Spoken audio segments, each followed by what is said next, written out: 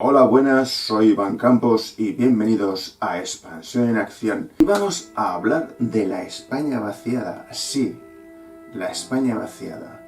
Y uno de los primeros motivos por los cuales se produce la España vaciada es falta de autovías o infraestructuras que comuniquen los diferentes núcleos rurales con los centros urbanos donde se ha concentrado la mayoría de la población. Todo esto viene dado por elementos que podemos ver atrás en el tiempo.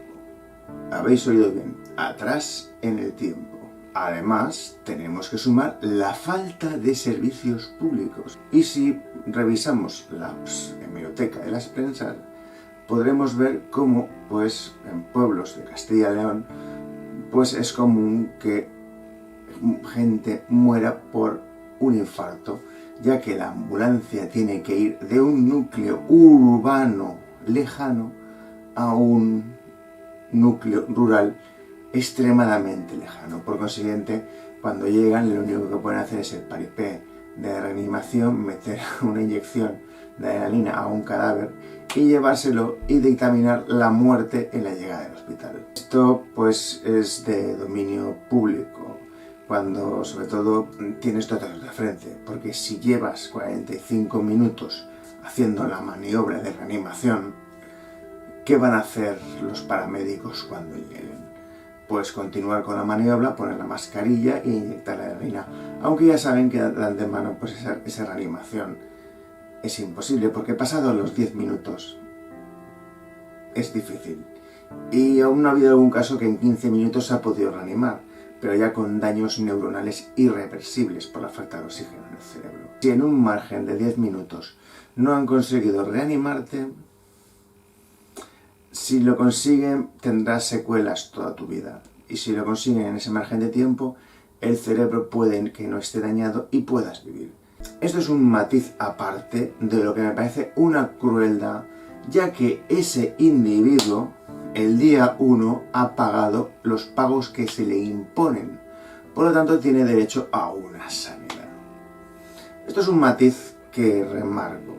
Vamos al origen de todo. Vamos a los años 40. Los años 40 aquí fueron algo muy duro, ya que la mayoría de la población era rural y vivía del campo.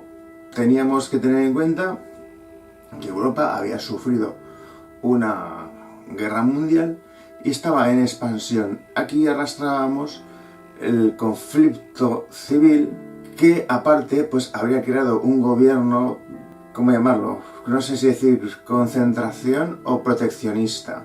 En ambos casos su política era hermética. Al final de los años 50, por las diferentes maniobras políticas de Estados Unidos, ya que todo avance tecnológico que entraba aquí venía por Portugal.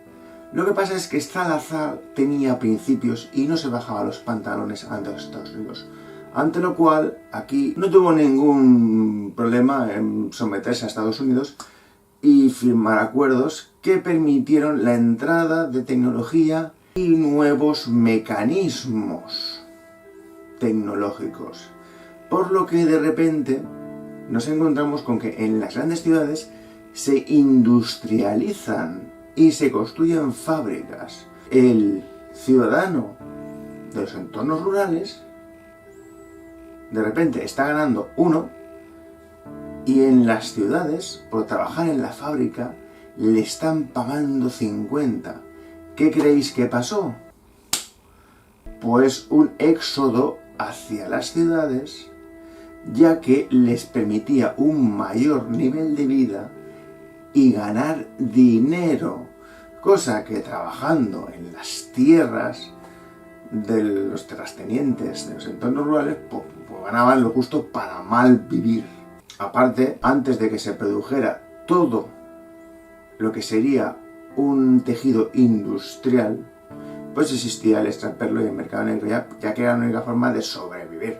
Si estás ganando 1, ¿cómo vas a tener gastos de 3? Esto es un matiz sociológico y antropológico que estoy añadiendo a toda la explicación de la España vaciada, de por qué es la situación actual, por elementos del pasado. Porque si no comprendes el pasado, no puedes entender el presente.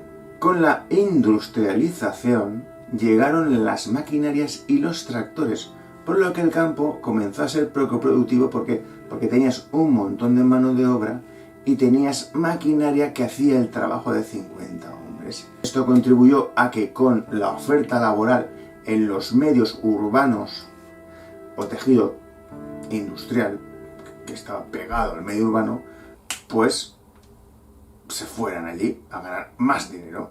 Porque si aquí no tengo trabajo y el trabajo que llevo haciendo durante 10 generaciones ha desaparecido porque han puesto 10 tractores a arar la tierra y ya no hace falta gente que are esa tierra o que tramite todo lo que sería el trabajo rural, pues ese excedente humano tenía que irse para poder vivir. Es así de simple. Una primera instancia, el 50% del mundo rural en ese primer estadio acabó en las ciudades, aportando un nuevo margen de población al margen perimetral, evidentemente, y generando un tejido económico e industrial. Y es ahí cuando podemos decir que se produce el vaciamiento de la España vaciada. Comienza el vaciamiento de la España rural hacia los grandes núcleos urbanos, como puede ser Madrid, como puede ser Barcelona, como puede ser Euskadi, como puede ser Valencia y parte de Navarra, porque es donde se generaron los elementos o estructuras productivas industriales. Fábricas de coches, fábricas de electrodomésticos, tecnología, maquinaria que requería mano de obra, ya que no existían las cadenas de robots. Estamos hablando de los años 50, años 60.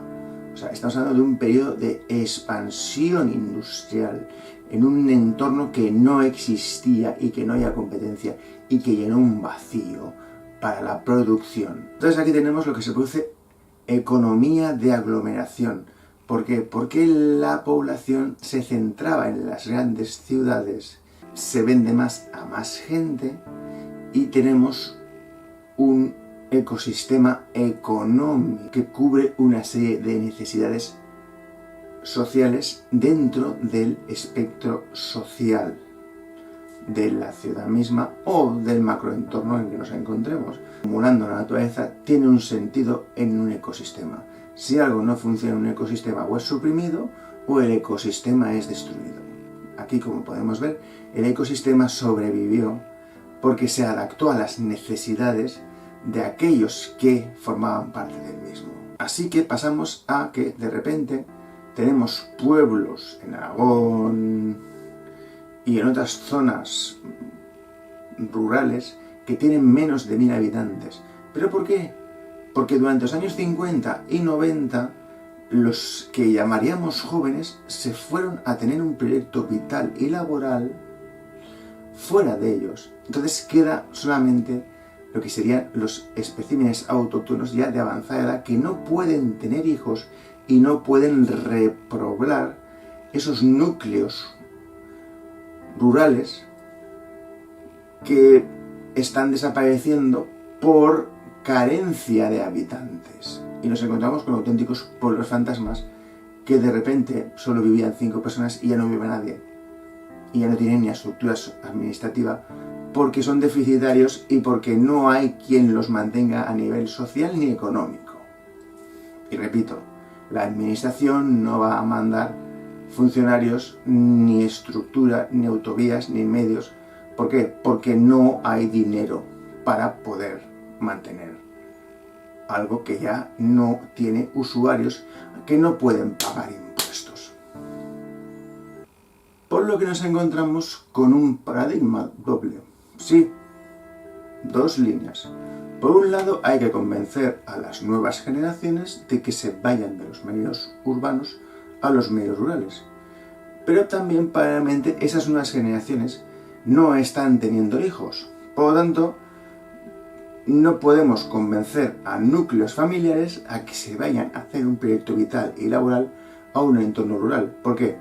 Porque ni tienen la capacidad ni tienen los hijos que necesita esa estructura rural para poder mantenerse. ¿Se soluciona el problema de la natalidad o no se podrá solucionar el problema del vaciamiento de la España rural? Por una cosa muy simple, porque para que convencer a gente que quiera irse a vivir al campo, tiene que haber gente. Si no hay gente, no se les puede convencer para ir a vivir al campo.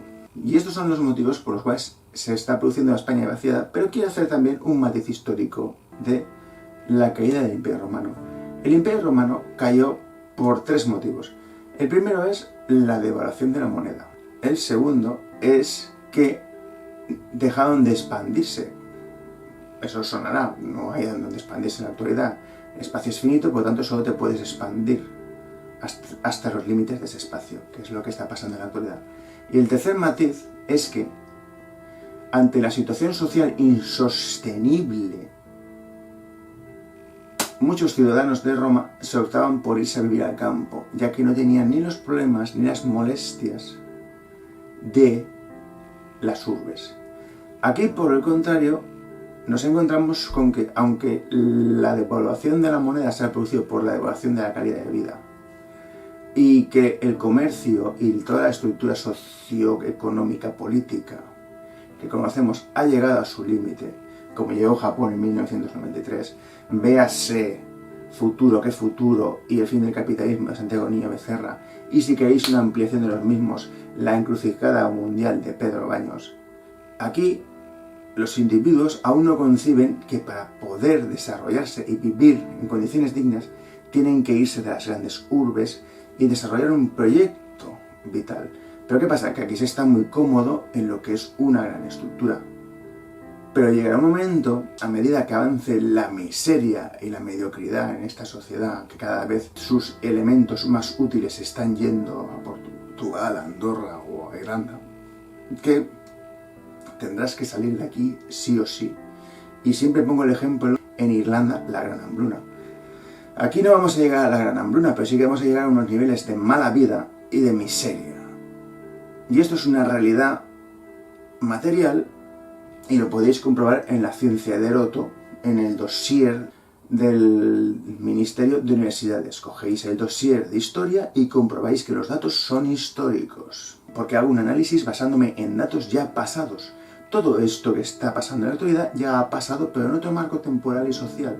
Solamente que aquí, en este marco temporal y social, tenemos otra serie de elementos que hace que sea más cómodo.